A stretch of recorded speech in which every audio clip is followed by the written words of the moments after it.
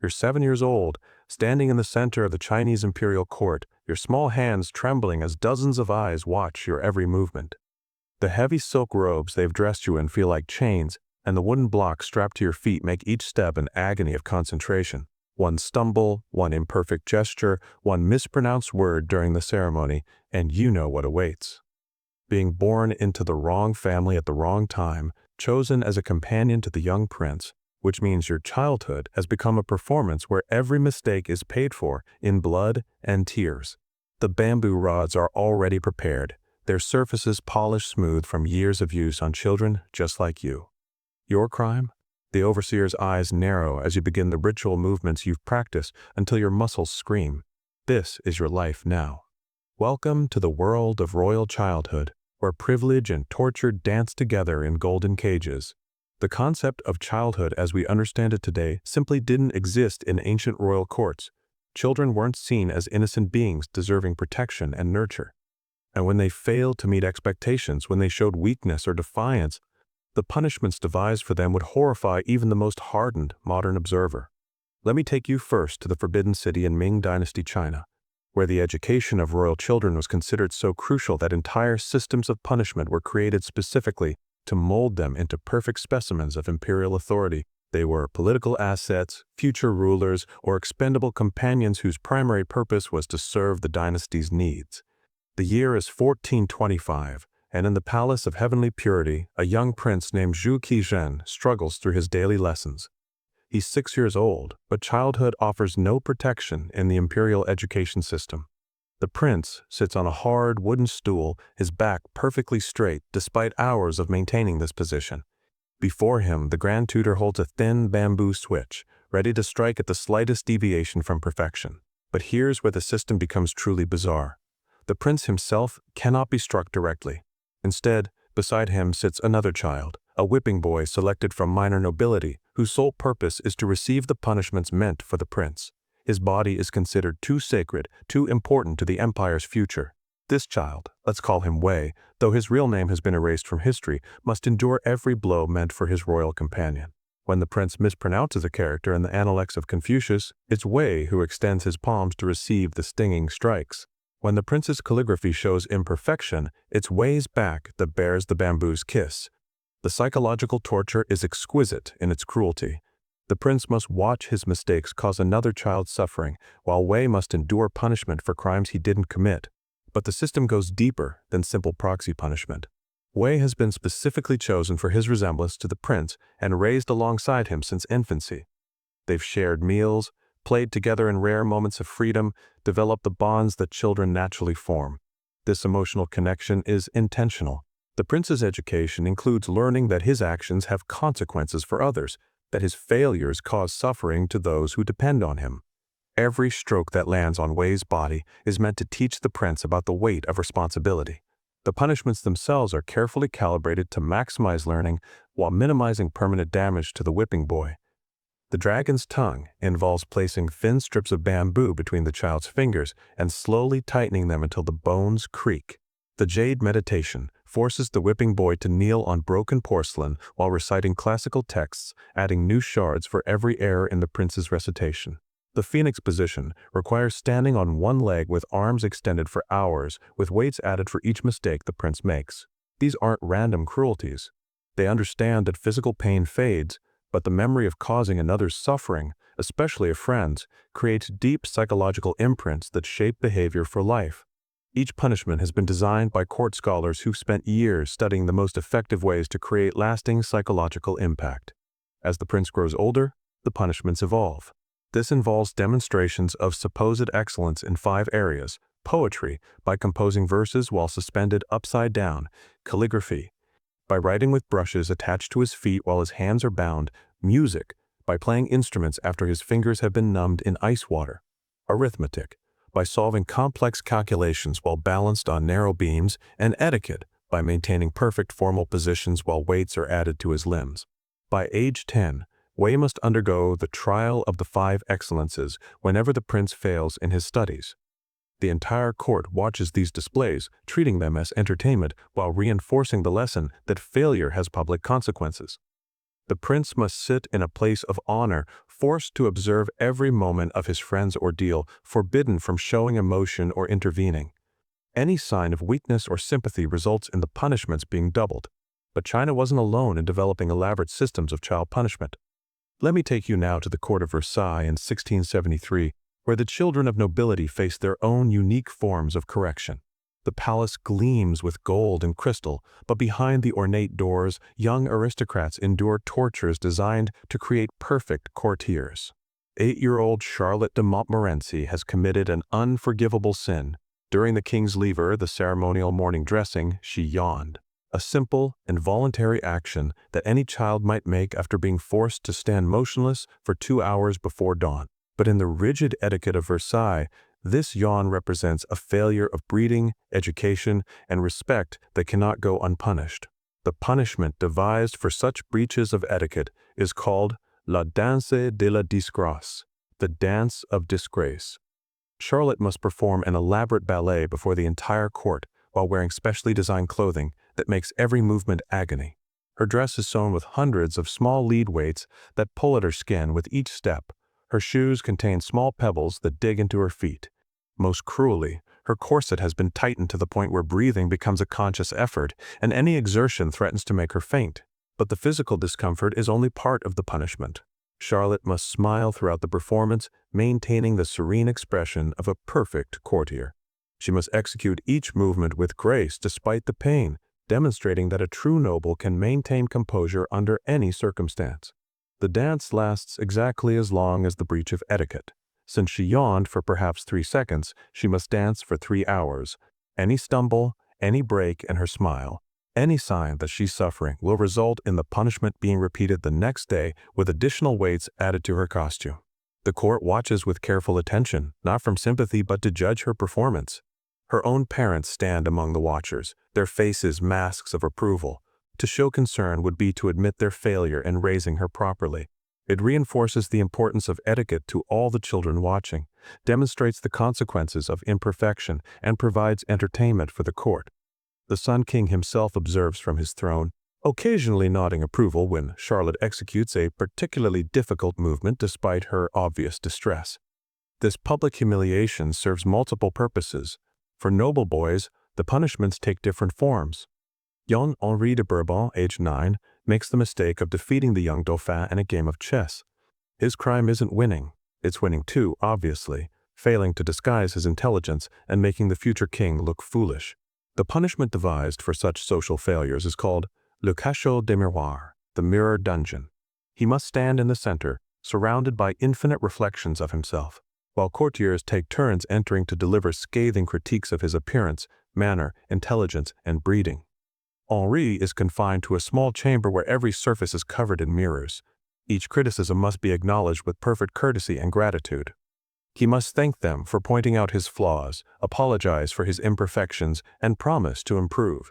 The session lasts 12 hours, with Henri forbidden from sitting, eating, or drinking. The mirrors ensure he can't escape his own image, forcing him to watch himself endure humiliation from every angle. By the end, most children are so psychologically shattered that they never again risk outshining their betters. The few who maintain their composure are marked as dangerous and face escalating punishments designed to break their spirits. Here, young princes and the sons of conquered nobility were transformed into perfect servants of the Sultan through a system that blended education with systematic trauma. The Ottoman Empire developed its own unique approaches to disciplining royal children, particularly in the infamous Palace School of Topkapi. Consider the fate of Stefan Lazarević, a Serbian noble child taken as tribute when he was 7 years old.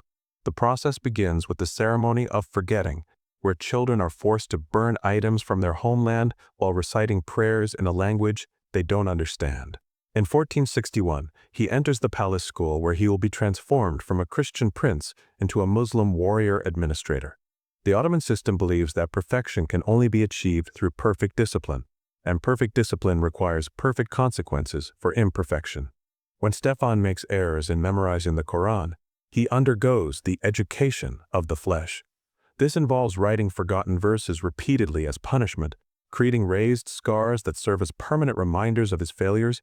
Each mistake in Arabic pronunciation results in the tongue's refinement, where he must repeat the words with his tongue extended under supervision while drops of bitter medicinal compounds are applied. But the true punishments begin when the real education starts. The sensation is indescribable, burning, numbing, and nauseating simultaneously. The treatment continues until he can pronounce every sound perfectly, regardless of how his tongue swells or bleeds. When Stefan fails to hit his target in archery practice, he experiences the arrow's promise. For each missed shot, a blunt arrow is pressed against his body with increasing force, creating deep bruises in the exact spots where an enemy's arrows would strike in battle.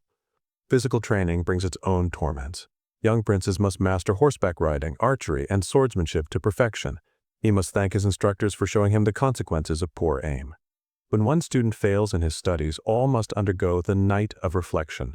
They're arranged in a circle, kneeling on rough stone, each boy's hands placed on the shoulders of the one in front. The palace school also specializes in collective punishments that bind the children together through shared suffering. They must maintain this position from sunset to sunrise, reciting lessons in perfect unison. The psychological pressure is immense.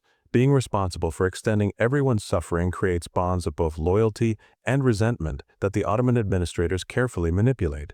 If anyone breaks position or makes an error, all must start again.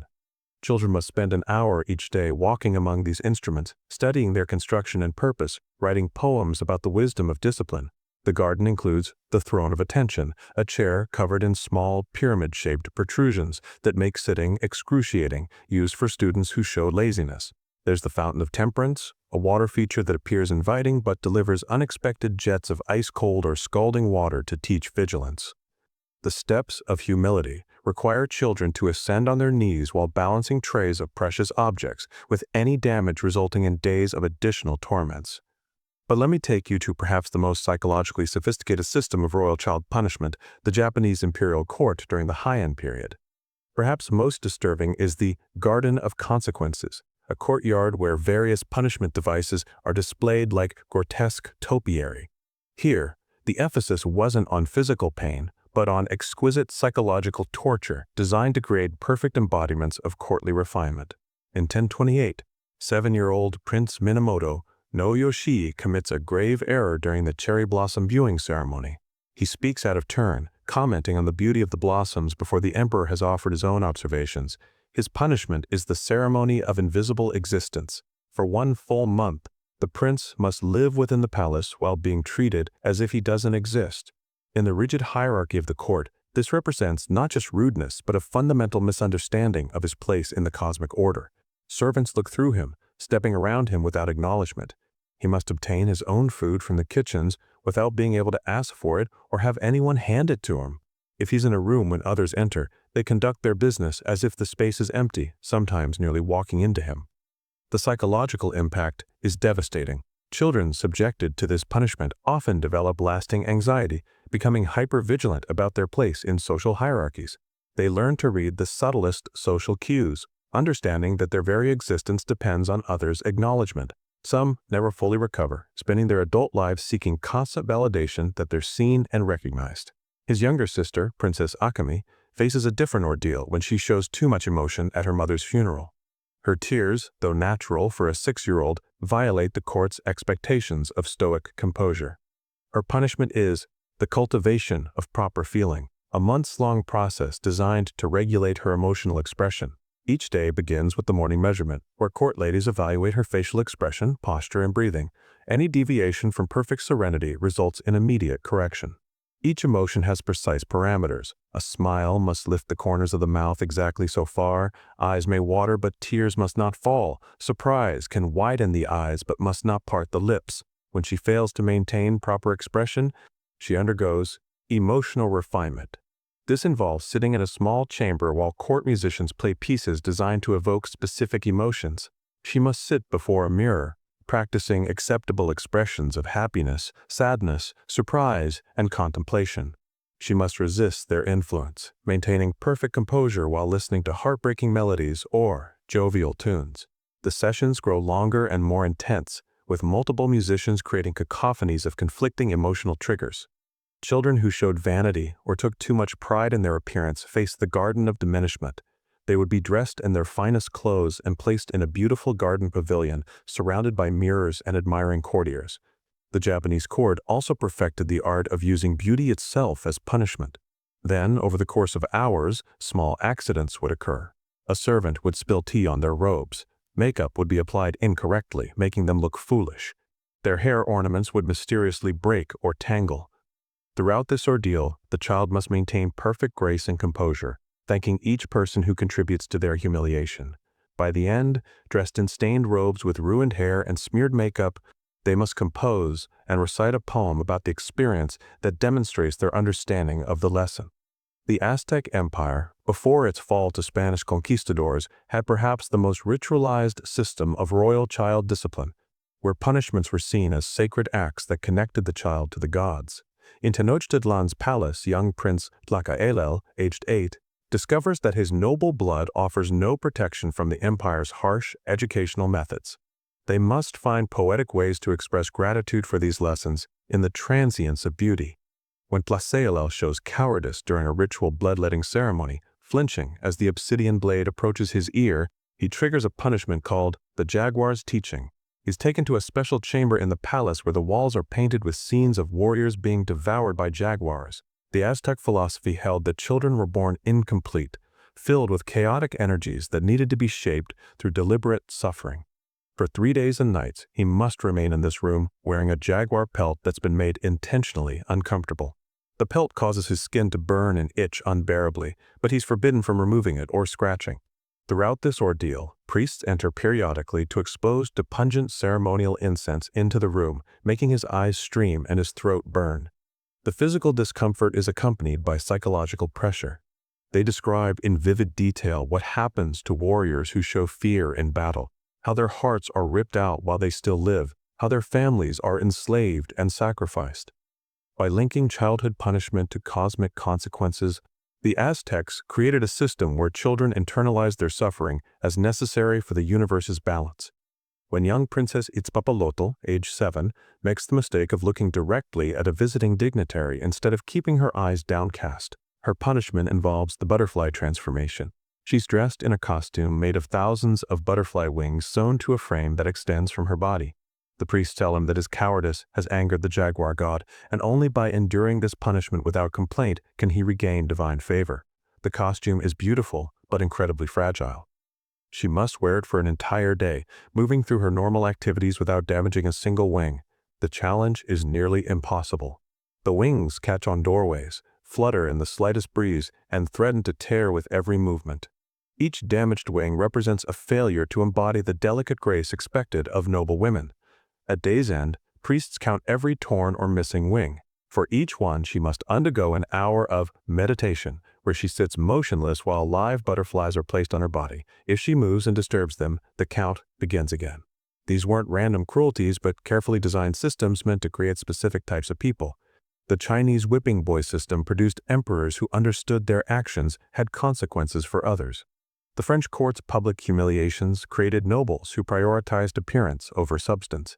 The Ottoman collective punishments forged administrators who balanced individual achievement with group loyalty. The Japanese psychological tortures produced courtiers exquisitely attuned to social nuance. The Aztec religious punishments created warriors who saw suffering as divine communion. Yet for all their sophistication, these systems shared a common cruelty. They treated children as raw material to be shaped through trauma. Whether they were future emperors or sacrificial companions, noble heirs or captured tributes, their childhoods were systematically destroyed in service of larger political and social goals.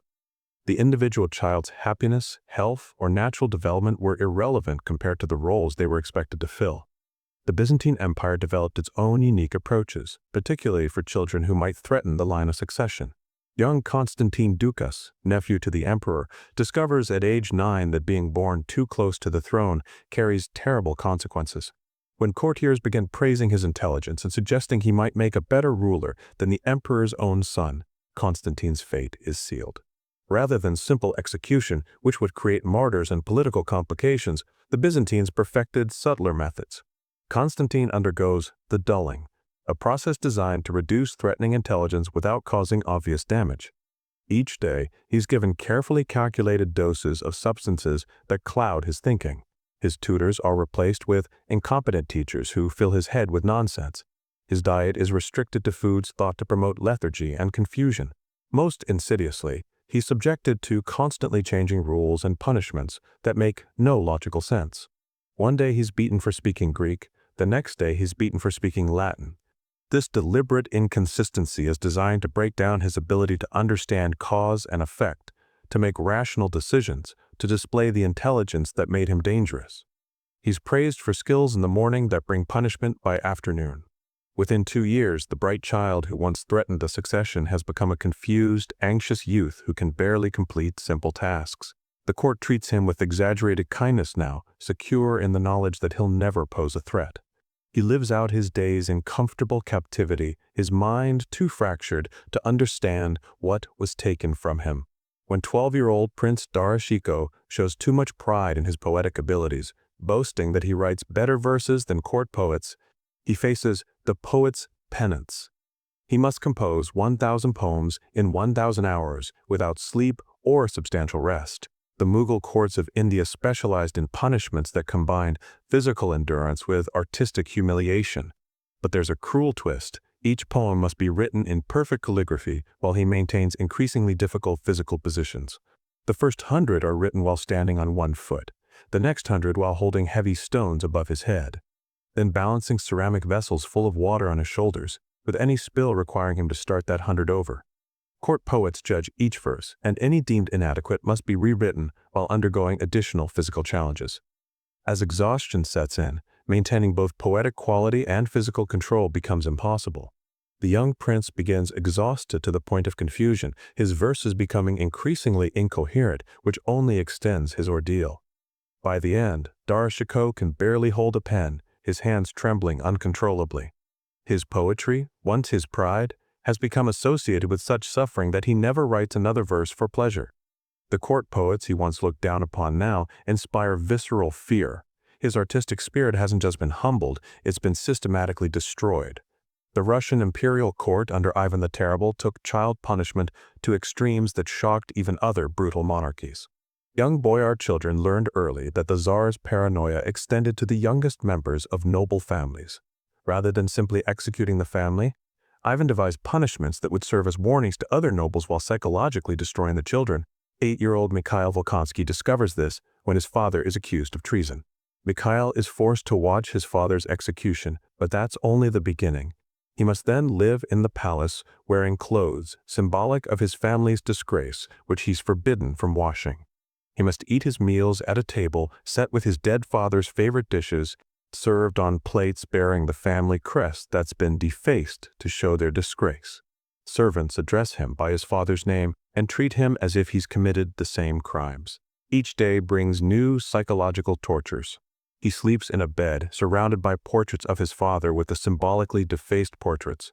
The goal is complete psychological disintegration, making the child internalize his family's guilt until he can no longer distinguish between his identity and his father's crimes. Many children subjected to this treatment developed severe dissociative disorders, some believing they actually were their executed parents, others losing all sense of personal identity. Court musicians play his father's favorite songs while describing his crimes and execution in verse. These systems of punishment weren't aberrations or the products of individual sadistic rulers. Scholars and administrators spent their careers designing and implementing these tortures, writing treatises on the most effective ways to shape young minds through suffering. They were institutional mechanisms developed over centuries, refined through careful observation of what broke children most effectively. The Byzantine dulling, the Japanese emotional regulation, the French public humiliations, these created lasting damage that shaped not just individuals but entire cultures. The physical punishments, horrible as they were, often paled beside the psychological tortures. A beating heals, but the mind carries scars forever. Generations of nobles raised under these systems perpetuated them, having internalized the belief that suffering was necessary for proper development. What makes these historical punishments particularly chilling is how they were justified through elaborate philosophical and religious frameworks. Chinese scholars wrote treatises on how proxy punishment taught empathy and responsibility. French nobles argued that public humiliation built character and social awareness. Ottoman administrators claimed collective punishment created unbreakable bonds of loyalty. Japanese courtiers insisted emotional suppression led to spiritual enlightenment. Aztec priests proclaimed that childhood suffering pleased the gods. The children who survived weren't just victims, they were products, carefully manufactured through systematic trauma to fulfill specific social roles. These weren't seen as cruelties but as sophisticated educational techniques, investments in creating the next generation of rulers and administrators. And most disturbingly, many of them grew up to genuinely believe the system that tortured them was necessary and good.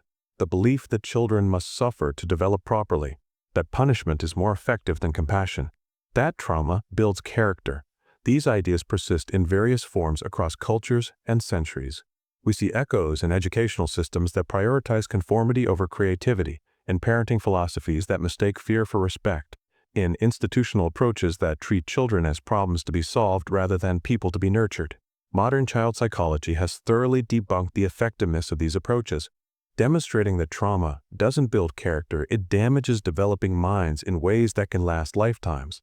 Yet the appeal of punitive systems persists, perhaps because they offer the illusion of control, the satisfying simplicity of clear consequences for clear violations. The legacy of these practices extends far beyond the palace walls where they were perfected. We rarely think about the children who paid for these achievements with their childhoods, whose systematic torture was considered a reasonable price for maintaining social order. Their names are mostly lost, their sufferings reduced to historical footnotes, their individual tragedies subsumed into grand narratives of imperial glory. Standing in museums today, we admire the art and architecture these civilizations produced, the literature and philosophy they left behind, but they existed. That 7-year-old standing in the Chinese court trembling as his friend is beaten for his mistakes, the French girl dancing in agony while courtiers judge her form, the Ottoman boys kneeling in circles through endless nights.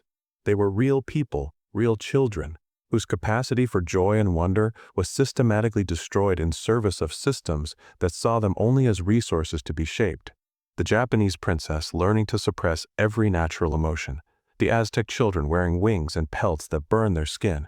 Tourists walk through Versailles, the forbidden city, Topkapi, admiring the beauty while the stones beneath their feet remember other footsteps, small, hesitant, often bloodied, not the grand pronouncements of emperors or the cultured conversations of courtiers, but the suppressed sobs of children learning that their pain meant nothing compared to the demands of power. We tell ourselves we've evolved beyond such barbarism. That modern understanding of child development and human rights makes such systematic cruelty impossible. Yet around the world, children still suffer in institutions that prioritize conformity over humanity, that use sophisticated psychological techniques to break spirits and reshape personalities. The methods have evolved, becoming subtler and more deniable, but the fundamental willingness to sacrifice children's well-being for adult objectives remains. The palace walls that witness these scenes still stand in many places. If you listen carefully in these places, you might hear echoes of the past. The techniques are different, the justifications updated for modern sensibilities, but the essential transaction remains the same: childhood sacrificed on the altar of adult ambitions. Until we truly reckon with this history, until we understand how educated, sophisticated people created and maintained these systems of child torture, we remain vulnerable to repeating their essential cruelty in new forms. The boy trembling in the Chinese court, awaiting the next blow to his whipping boy, could be any child today facing systematic institutional abuse. These children weren't hardened by trauma. They were shaped by systems that believed cruelty was character building. Their voices remind us of a truth we still forget too often. No system that harms children in the name of greatness is truly civilized. What they endured should not be admired or repeated, but remembered so it never happens again.